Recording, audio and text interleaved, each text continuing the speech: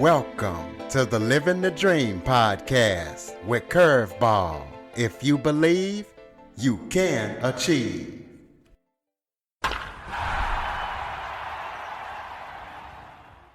Welcome to the Living the Dream with Curveball podcast, a show where I interview guests that teach, motivate, and inspire.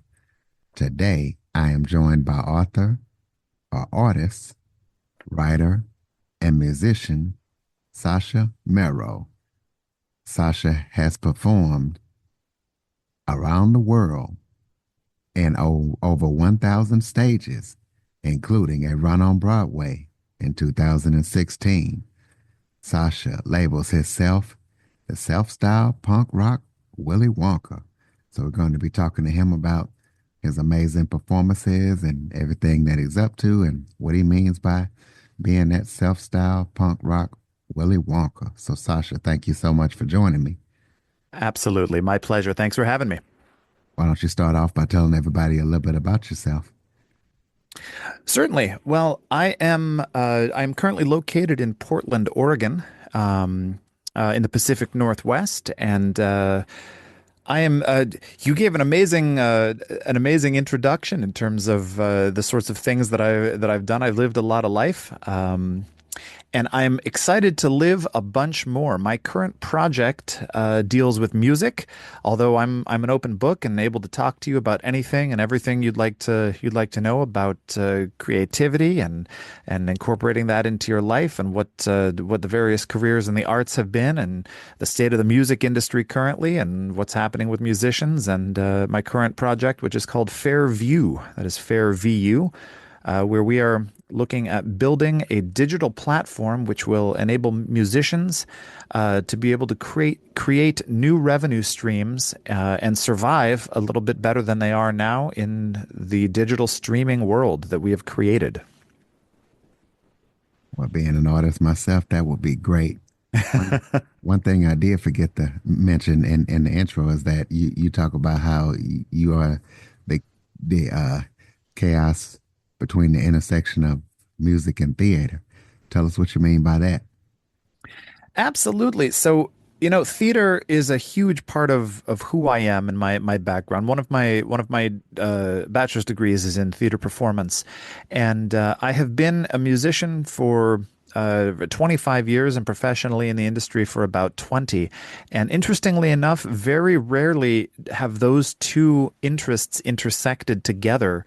I ended up doing a musical last October. I played Judge Turpin in Sweeney Todd here in Portland, and that was the first musical that I've done since Grease when I was 18 years old in high school as a senior. But aside from that one, those two circles have not really come together in a professional sense, except that the theater part of my life, and specifically, I've spent the last 2 decades doing magic and stage illusion as part of the theater thing as well. I've been a magician.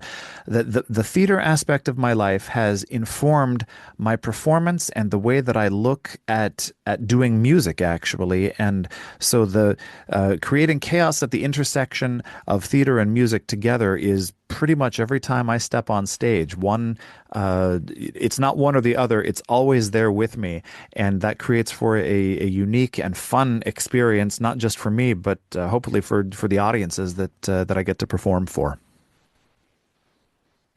Okay, well, enlighten the listeners on what you mean by the self-styled punk rock Willy Wonka. Certainly. So I currently play guitar for a punk rock band called United Defiance, and we are based out of the San Francisco, California Bay Area, the East Bay, like around Oakland, Walnut Creek, like places like that. I don't live there, so I don't rehearse with that band. When it comes time for me to play, I show up ready to go, rehearsed with all of my parts and all of my vocal harmonies, good to go, and my solos and all of that.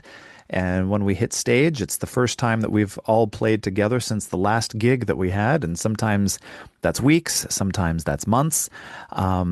it's interesting, but I've been with this band for the last 7 years, and playing in and out of punk rock bands really since I was about 14.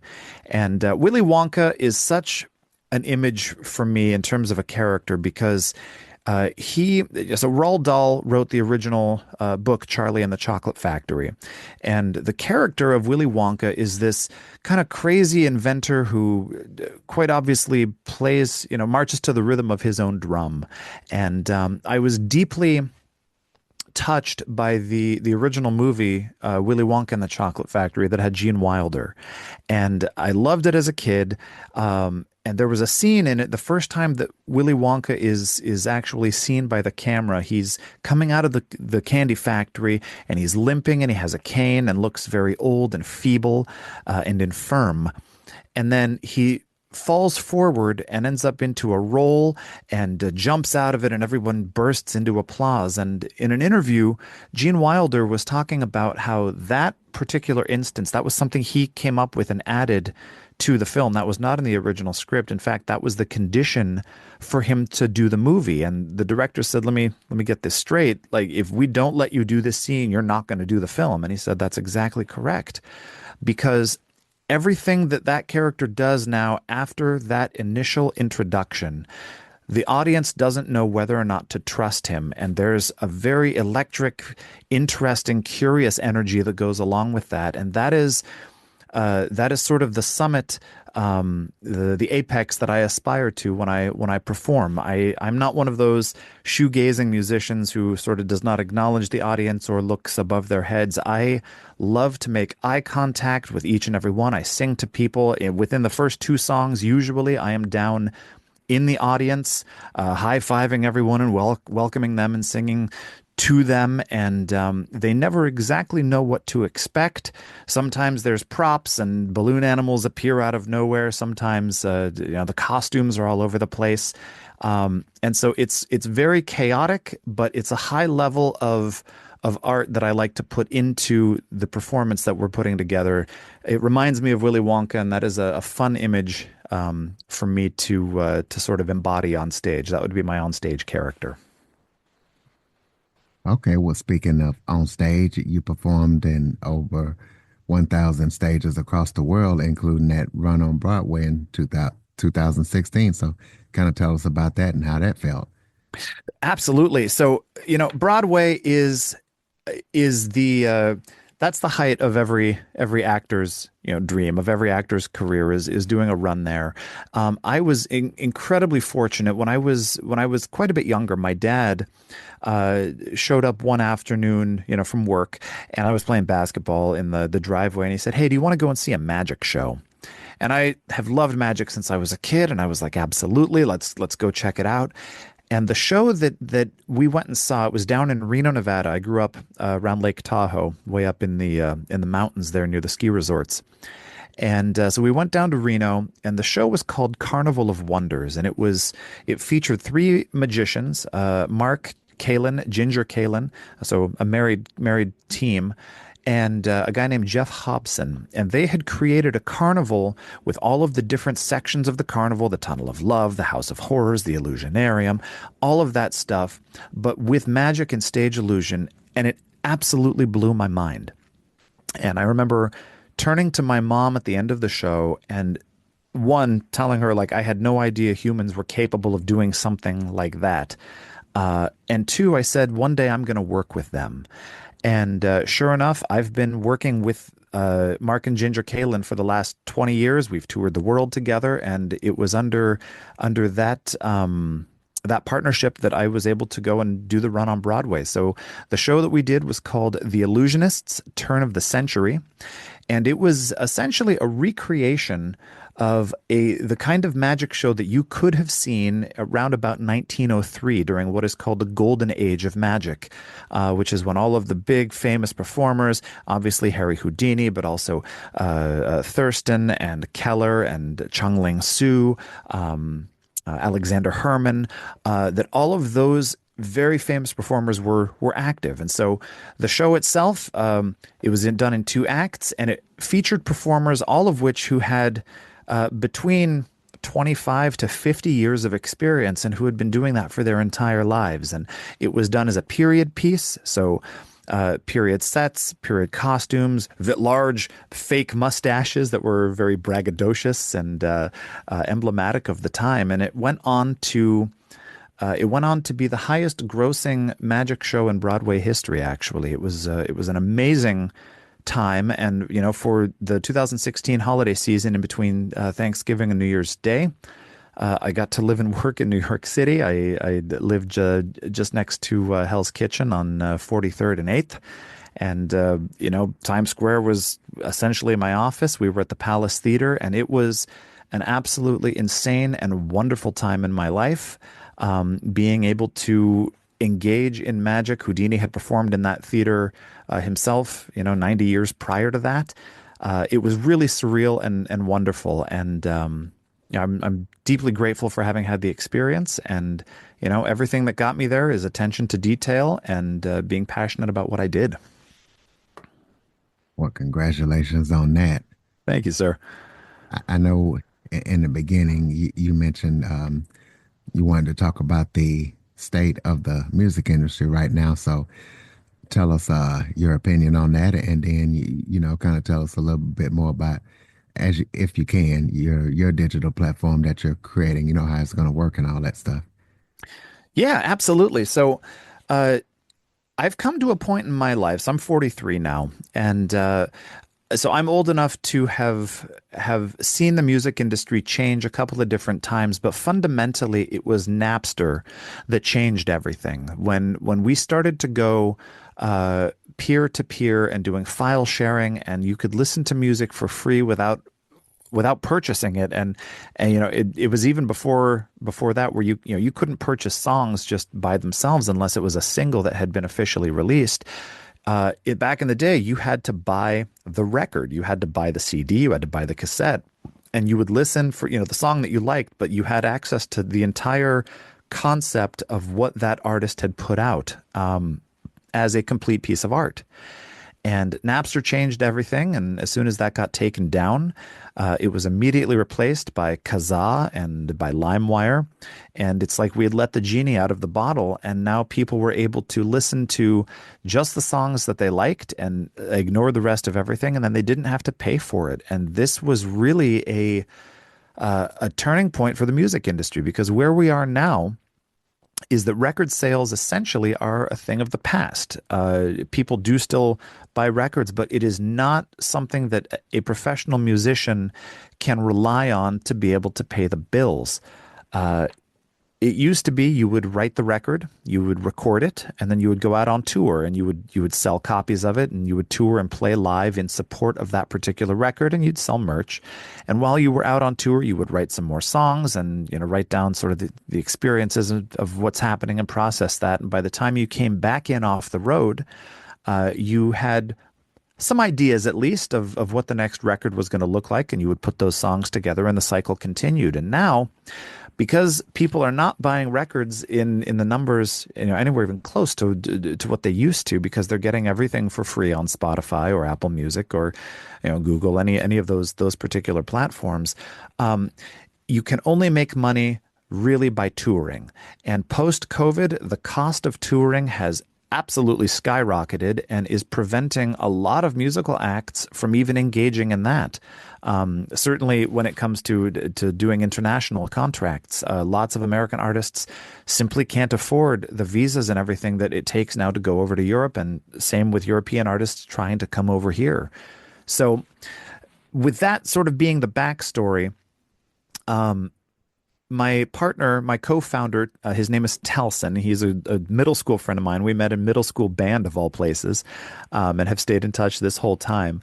He came to me about a year ago, and he was like, "Hey, dude, I've got this idea. We both have been in the industry for about 20 years. He is an audio engineer and a technician, and amazing at what he does. He's worked with a lot of different people. He does a lot of live events and production." And he was noticing the same tendencies and the same struggles that musicians have been going through in trying to make a living doing music in something that has the audacity now to call itself the music industry when music is almost like a secondary, takes a back seat to what's actually, happening, because all of the money is certainly not going to the artists. So we founded a company, a benefit corporation in California called Fairvu. That is Fairvu. And we are proposing our solution to the situation currently. And so we are trying to build a digital platform that is going to essentially offer three services. And we are not reinventing the wheel. This is nothing new and crazy revolutionary, except for the fact that we are combining them all together into one united platform. So the idea is that you, as a band or an artist, you are going to go and play a show somewhere. And let's say that you're playing in Los Angeles and you've got a bunch of fans who are in Chicago. And the Chicago fans are not going to travel to Los Angeles to be able to see you, even though they love and adore your music.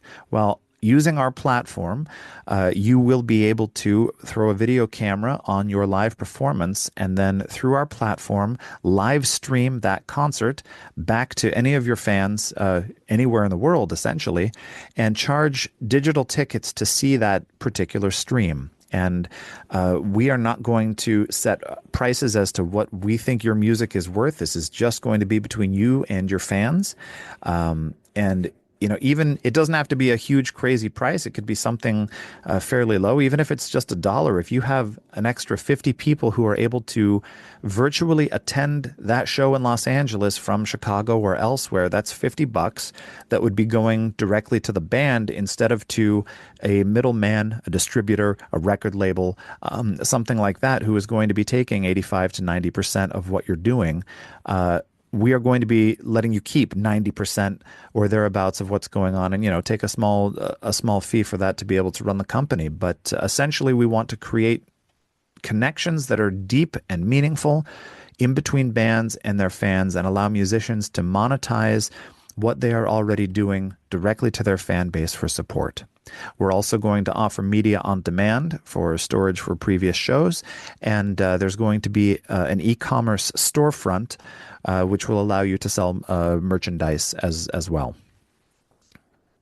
Okay, well, I heard you mention benefit corporation.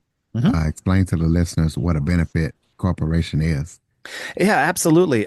It's interesting hearing that word corporation. A lot of people, myself included, have almost a knee-jerk reaction to that, and that's part of the problem is corporate greed in the music industry, with Ticketmaster, with Live Nation, with Spotify, with all of these big names that are huge corporations that they're taking the profits away from artists.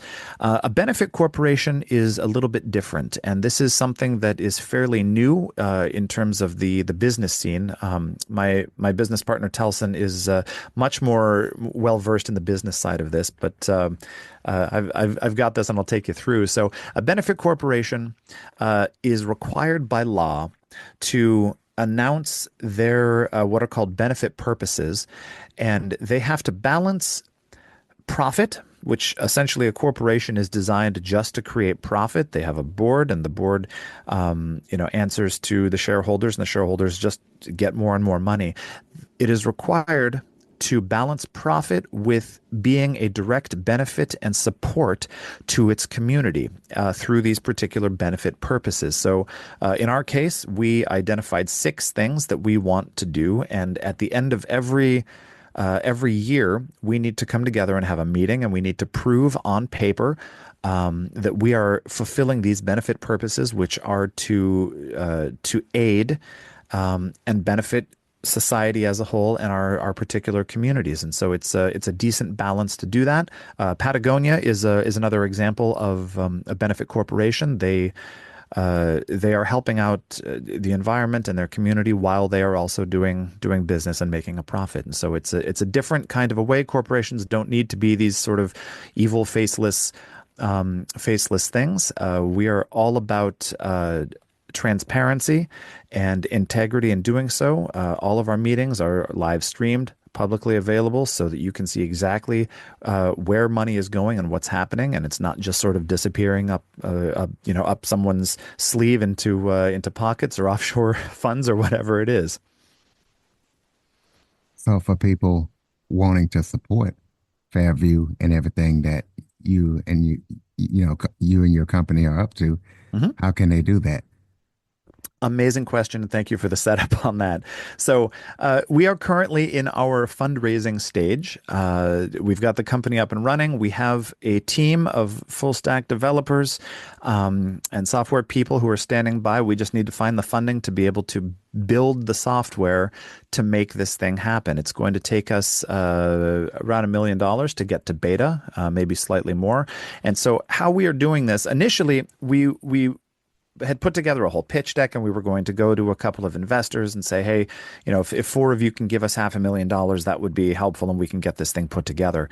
And we realized that, because both Telson and I are musicians, we've put in our time in the music industry, in the trenches with everyone else, touring and playing to half empty bars and, paying your dues, that we have decided that this is really more of a grassroots movement. So we are trying to get in front of as many musicians and independent artists as we can. And if we can get 500,000 musicians to give us $5 a piece, this thing would be built and ready to rock within the space of 3 months. So we have a website, and that is Fairvu, fairvu.net. And it outlines everything that you need to know about who we are. There's a call to action video. We state what the problem is. We state what the solution is. And we are currently running an online store. We've got 3 virtual products that you can purchase to help us physically build this, and every purchase goes right to helping us build this particular platform and keep the company running. We are on all of the socials, Facebook, Instagram, TikTok, all of that stuff. And we're doing interviews. I'm traveling around the country, doing stuff both in person and virtually. I'm interviewing bands and musicians about what their life is like doing this professionally, and what would make their lives better, and what their experiences have been in the music industry, because really we are all of us stronger together, and we are excited to build something that is going to be amazing, and we're going to need our community to be able to do that. Let's take a quick break. Okay, everybody, it's Michael E. Cullen II. And I'm Sesame and Carta from the All Too Real 2 podcast. We're passionate about movies, TV, and pretty much all things pop culture. Dive into the chaos of failed sitcoms, direct-to-video sequels, and the quirky realms of cinema and TV. Join us every Thursday for your dose of All Too Real 2 entertainment. We'll guide you through debates like whether Howard the Duck qualifies as a superhero. Ponder if Larry the Cable Guy could be the new Rock or Schwarzenegger. Discover if some shows and movies should have stayed in the cutting room. Ever heard of a sitcom featuring that dictator with the funny mustache? Well, we watched it. We're dedicated to unraveling the peculiarities of pop culture, sometimes with awesome guests. So, if you're into the eccentric world of pop culture, listen and subscribe to All Too Real 2. Available wherever you find podcasts and on Age of Radio.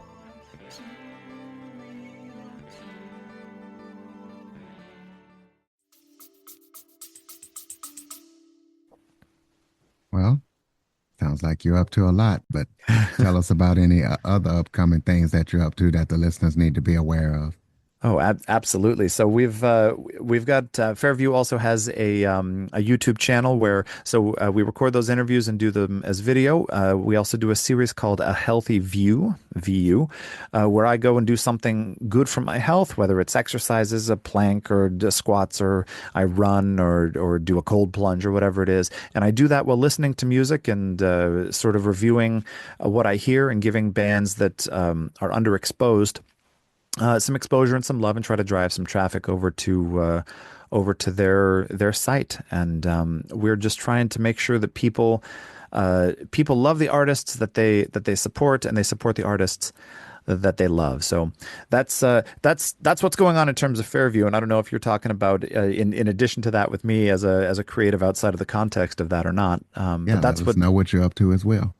Well, okay, I'll tell you what. There's lots of stuff going on. Actually, I'm in the process of writing a TED Talk and trying to get that shopped out. This is a essentially, this is the art of how not to be bored, and looking forward towards embracing life starting at 40 is the subject of my talk. So that will be something forthcoming.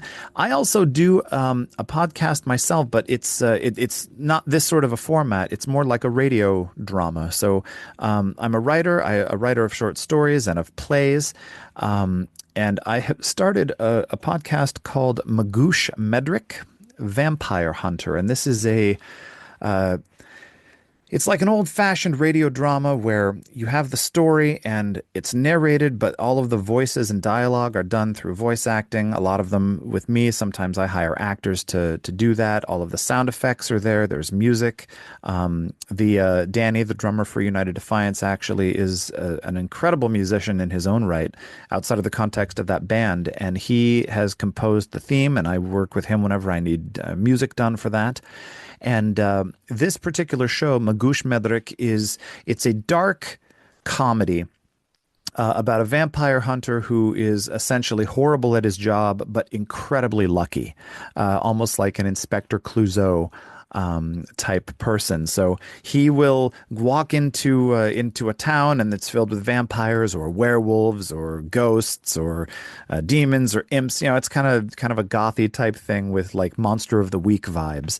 And he'll sort of mouth off to everybody, and he has this outrageous German accent and is just sort of over the top and in your face and kind of lovable, but in a bumbling sort of a way.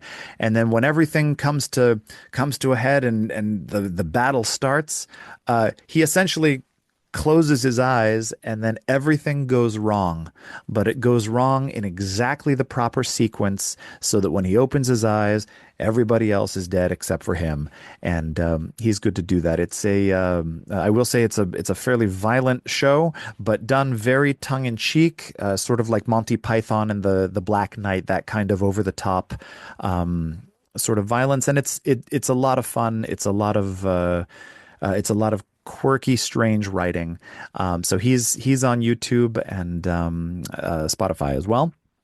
And I am always doing magic and out and about doing that. I've got a couple projects coming up. I will be appearing in a couple of public shows down at the United Theater on Broadway in downtown Los Angeles. And that's going to be the weekend of May 2nd, 3rd, and 4th. I'm headed down there to do the Magic Castle Awards, and then we're going to do a couple shows for the public. And then I will be at Six Flags in St. Louis, and then that'll be in May, and then New Jersey come July. And essentially, I'm going to be installing an illusion show for an illusionist named Brad Ross. The young, he's my age. But he looks way better than I do. He's an amazing magician in his own right. And he's got his show that is going into, to do a month residency, at two different Six Flags parks, St. Louis and, New Jersey, the Grand Adventure there. And so I'll be taking care of doing that, installing the show and teaching the crew how to build illusions, how to maintain them, how to do pyro safely and, set spikes on fire and not burn the house down and all of that. And so that's that. And then I'm also getting married in October. So that's going to be amazing. And I'm very excited for that. Well, congratulations on that. Thank you, sir. Throw out your website and close us out with some final thoughts. Maybe if that was something I forgot to talk about that you would like to touch on, or any final thoughts you have for the listeners. Absolutely. No, thank you very much. This has been an amazing conversation. Thank you for letting me just talk and go for it and guiding us along the way. If you are interested in supporting Fairvu and what we are up to, the website is Fairvu. That is fairvu.net. Go and check it out. We have our online store. There are 3 digital products that you can purchase. We have what's called a virtual engraving. So when we launch our platform, the name of the platform is not Fairvu. That's the company. We're keeping it under wraps for the time being. But if you buy a virtual engraving, we are going to add your name to the logo of what this platform is going to be. And the logo, the art, is literally going to be all of the names of everyone who has supported us through that. You will help us physically to build this platform. We are also selling digital badges that you can throw onto your profile, and sort of like a digital battle vest, if you know what that is. That kind of vest in denim or leather with the sleeves cut off that's covered in patches when you go to rock and metal shows of all the bands that people like. So you'll be starting your virtual battle vest with Fairvu. And then we are doing pre-sale ticket bundles for once the platform has launched. These virtual tickets are good for any artist who's going to be on there for a full 2 years until after we've launched. There's a bunch of different tiers depending upon how much you feel that you can support.